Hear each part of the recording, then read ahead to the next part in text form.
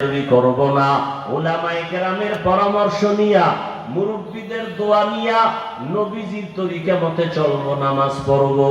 তওবা করার যদি নিয়ত কারো অন্তরে থাকে, মুনাফিকি না থাকে, যাদের অন্তরে তওবার খাঁটি নিয়ত আছে, দুটো হাত আমার আল্লাহকে দেখায়া দাও।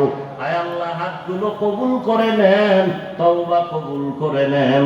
তওবার উপরে মজবুত হইয়া আমাদের সবাইকে চলার তৌফিক দান করেন, আমিন।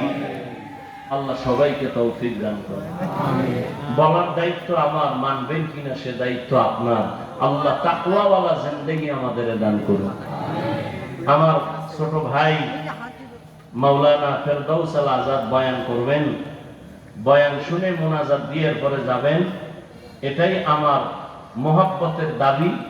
এই দাবিটা যারা মানবেন না, বরদোয়া না করলেও অন্তত কষ্ট আসবে অন্তরে যে আমার কথাটাও মুখে মানলো না। সবাই চুপচাপ বসেন, বয়ান চলতে থাকবে, এরপরে মোনাজাত দিয়ে যাবেন। আল্লাহ সবাইকে তৌফিক দান করেন। আসসালামু আলাইকুম ওয়া রাহমাতুল্লাহি ওয়া বারাকাতুহু।